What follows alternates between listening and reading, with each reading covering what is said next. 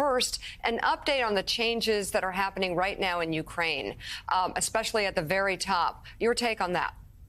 Well, this is not an opportune time for Ukraine. It really is facing an offensive from the Russians. Look, Ukraine has done an astonishing job with the help of the West of staving off this murderous invasion.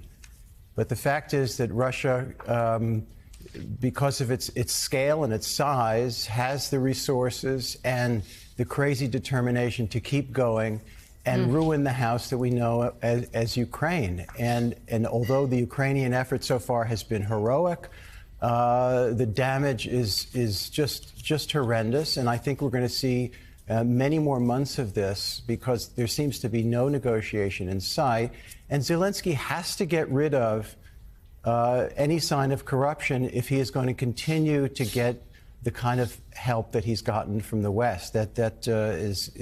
He cannot afford to display massive corruption if he's going to get that kind of assistance from the West. So it's a necessary thing. Well, and David, while the EU has publicly stated that they want Ukraine to move toward membership status, if you talk to leaders privately, there's deep skepticism that they'll be able to reach the targets that they need to reach because of corruption. How widespread is it in Ukraine, and how aggressive does Zelensky need to get so he can achieve his ultimate goal post-war of Ukraine becoming a member of the EU? Well, remember, that's what this is all about. This is what this struggle is all about. Ukraine's desire to become part of the West and to be out from under the yoke of Russia. And from Russia's point of view, it doesn't want that to happen. So Ukraine, with all the many problems it's got, with all the kind of murderous invasion that's been going on, with the many losses that they've suffered, in order to get in the EU, they're going to have to prove in wartime, that it is relatively free from the infection of corruption, which has been part of the Ukrainian scene and the scene in Russia and many other places for a very long time. So this is a very tricky thing for Zelensky. Yeah, which Mika made even more tricky by the fact that this is happening during wartime. You look at the United States during wartime, even during World War II.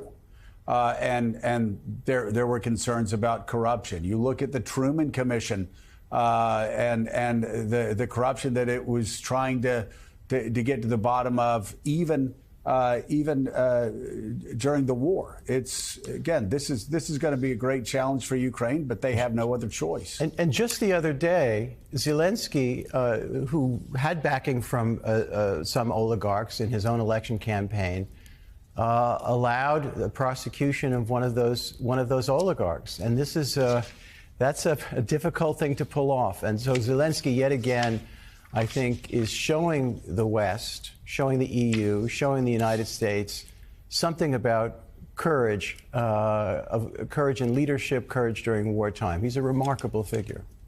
David, I want to turn to your exclusive interview in The New Yorker with the world-renowned author Salman Rushdie, who is still recovering after a brutal assassination attempt at an event in New York last year. Rushdie has been living under a fatwa, or a kill order, from the Iranian government for decades over his book, The Satanic Verses. So I'm curious, this is the only interview he plans to do.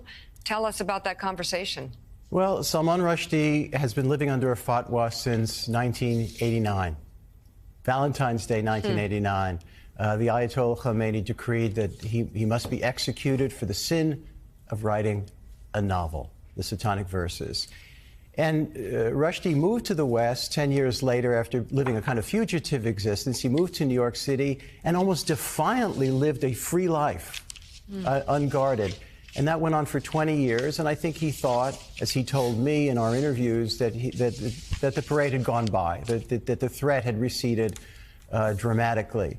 But unfortunately, last summer, a young guy, Hadi Matar, in his early 20s, who had spent some time in Lebanon, we don't know what the influence of that had been, who had become more religious, more political, rushed the stage in Chautauqua, New York, and stabbed Rushdie 15 times in front of thousands of people.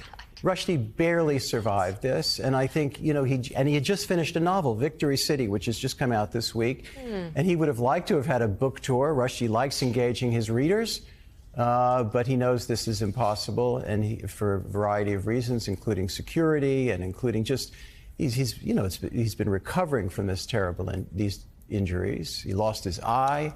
The eyesight in his right eye. Very difficult for him to type. He cut the ulnar nerve in his hand. He was stabbed in the liver. He is very lucky to be alive today. And so rather than do a book tour, I think, he did this long series of interviews with me. David, he, as you say in the article, he moved to the U.S. in 2000, lived there without security. I remember 2012. Ahmadinejad, of all people, then the Iranian leader, was going around talking to reporters. I know Mika and I went to a meeting with a small group of reporters.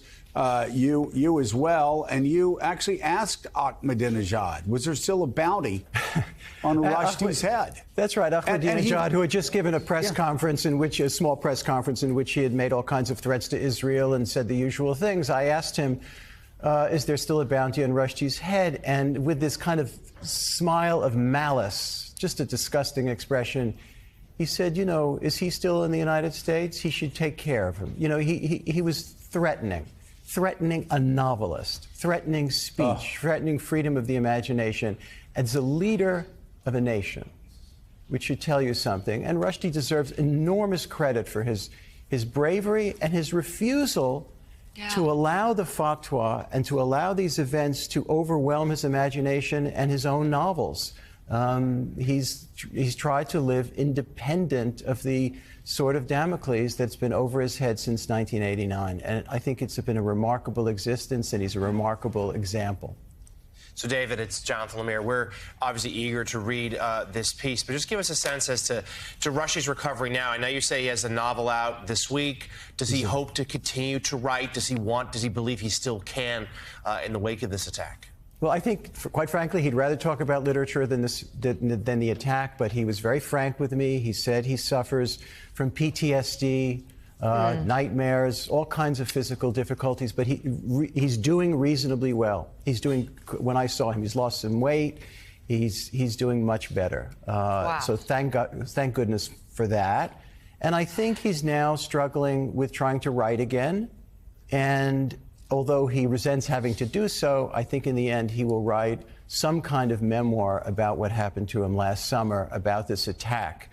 He wrote a memoir called Joseph Anton, which was about his whole life and the fatwa, but he clearly needs to write some kind of sequel. And he's at his desk, I think, as we speak right now. David Remnick, fascinating. Thank you very much. And you can hear David's wide-ranging conversation with Salman Rushdie on the New Yorker Radio Hour, which is available now wherever you listen to podcasts or on your local NPR station. Thank you, David.